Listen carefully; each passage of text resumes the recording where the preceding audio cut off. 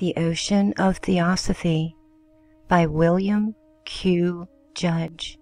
Chapter 3, The Earth Chain. Coming now to our Earth, the view put forward by Theosophy regarding its genesis, its evolution, and the evolution of the human, animal, and other monads. It's quite different from modern ideas, and in some things contrary to accepted theories. But the theories of today are not stable. They change with each century, while the Theosophical one never alters, because in the opinion of those elder brothers who have caused its repromulgation and pointed to its confirmation in ancient books, it is but a statement of facts in nature. The modern theory is, on the contrary, always speculative, changeable, and continually altered. Following the general plan outlined in preceding pages, the Earth is sevenfold. It is an entity and not a mere lump of gross matter, and being thus an entity of septenary nature, there must be 6 other globes which roll with it in space.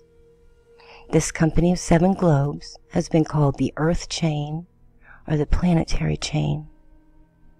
In esoteric Buddhism, this is clearly stated, but there a rather hard and fast materialistic view of it is given, and the reader is led to believe that the doctrine speaks of 7 distinct globes, all separated from, though connected, with each other. One is forced to conclude that the author meant to say that the globe Earth is as distinct from the other 6 as Venus is from Mars. This is not the doctrine. The Earth is one of 7 globes in respect to man's consciousness only, because when he functions on one of the 7, he perceives it as a distinct globe and does not see the other 6. This is in perfect correspondence with man himself, who has 6 other constituents, of which only the gross body is visible to him, because he is now functioning on the Earth, or the 4th globe, and his body represents the Earth. The whole 7 globes constitute one single mass, or a great globe, and they all interpenetrate each other. But we have to say globe because the ultimate shape is globular or spherical. If one relies too closely on the explanation made by Mr. Sinnett, it might be supposed that the globes did not interpenetrate each other, but were connected by currents or lines of magnetic force. And if too close attention is paid to the diagrams used in the secret doctrine to illustrate the scheme, without paying due regard to the explanations and the cautions given by H.P. Blavatsky, the same error may be made. But both she and her adept teacher say that the 7 globes of our chain are in coordination with each other, not in consubstantiality.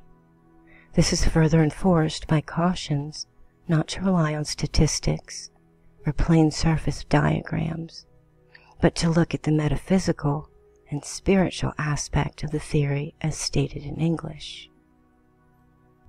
Thus, from the very source of Mr. Sinnett's book, we have the statement that these globes are united in one mass, though differing from each other in substance, and that is difference of substance is due to the change of center of consciousness. The Earth chain of 7 globes, as thus defined, is the direct reincarnation of a former chain of 7 globes, and that former family of 7 was the moon chain, the moon itself being the visible representation of the 4th globe of the old chain. When that former vast entity composed of the moon and 6 others, all united in one mass, reached its limit of life, it died just as beings die. Each one of the 7 sent its energies into space and gave similar life or vibration to cosmic dust or matter, and the total cohesive force of the whole kept the 7 energies together. This resulted in the evolving of the present Earth chain of 7 centers of energy or evolution combined in one mass. As the moon was the 4th of the old series, it is on the same plane of perception as the Earth, and as we are now confined in our consciousness largely to Earth, we are able only to see one of the old 7, to wit, our moon. When we are functioning on any other 7, we'll perceive in our sky the corresponding old corpse, which will then be a moon, and we will not see the present moon. Venus, Mars, Mercury, and other visible planets are all 4th plane globes of distinct planetary masses, and for that reason are visible to us.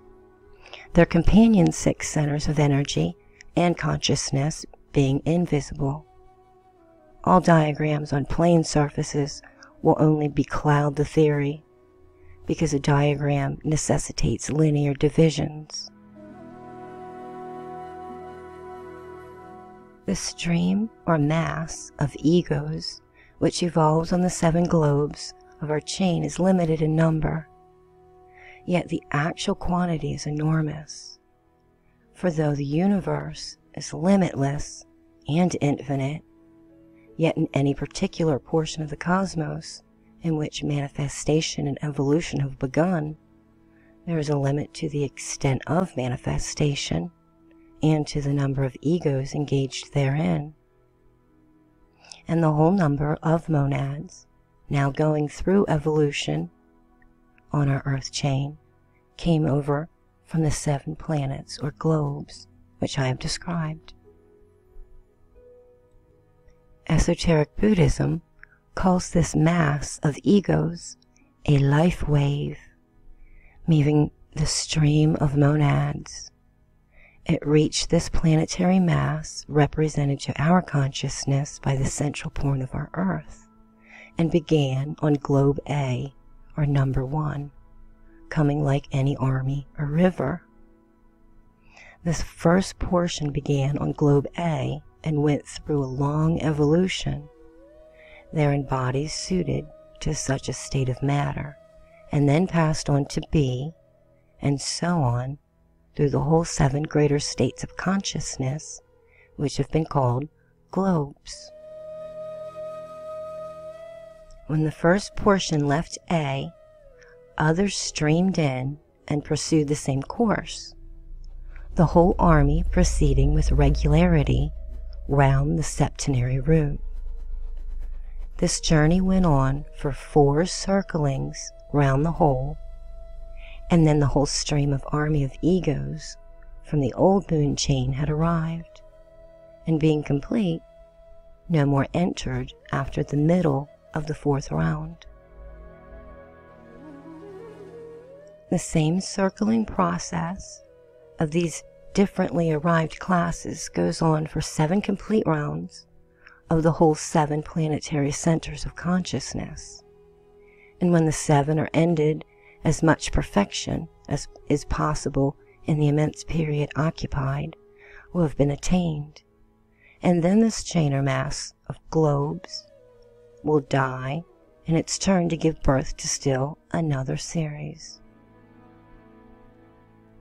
Each one of the globes is used by evolutionary law for the development of 7 races and of senses, faculties, and powers appropriate to the state of matter, the experience of the whole 7 globes being needed to make a perfect development. Hence, we have the rounds and the races. The round is a circling of the 7 centers of planetary consciousness. The race, the racial development, on one of those 7. There are 7 races for each globe, but the total of 49 races only makes up 7 great races. The special septinative races on each globe or planetary center, composing in reality one race of 7 constituents or special peculiarities or function and power.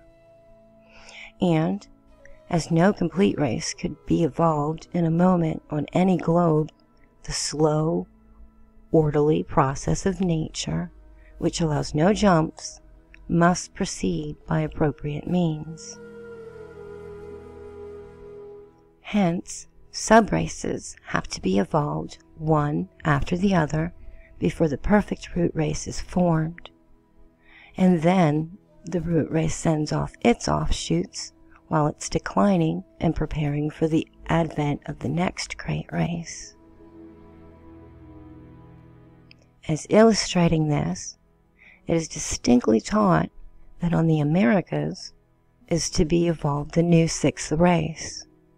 And here all the races of the earth are now engaged in a great amalgamation from which will result a very highly developed subrace, after which others will be evolved by similar processes until the new one has been completed. Between the end of any great race and the beginning of another, there is a period of rest, so far as the globe is concerned, for then the stream of human egos leaves it for another one of the chain in order to go on with further evolution of powers and faculties there.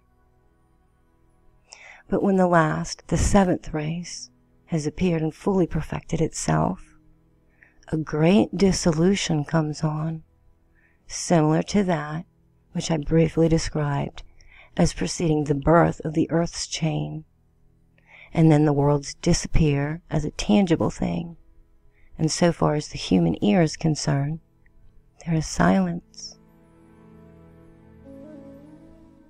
This, it is said, is the root of the belief so general that the world would come to an end, that there will be a judgment day, or that there have been universal floods or fires.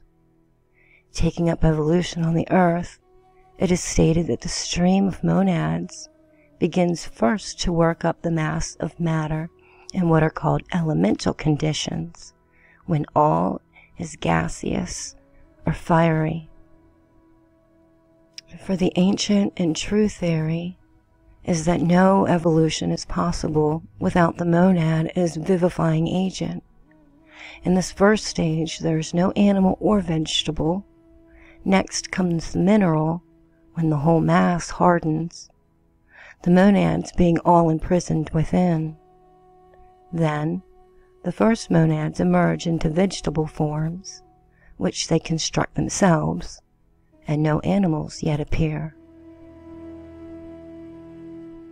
Next, the first class of monads emerges from the vegetable and produces the animal, and then the human astral and shadowy model.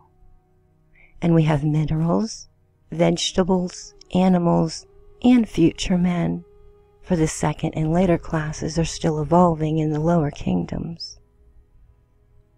When the middle of the 4th round is reached, no more monads emerge into the human stage, and will not until a new planetary mass, reincarnated from ours, is made.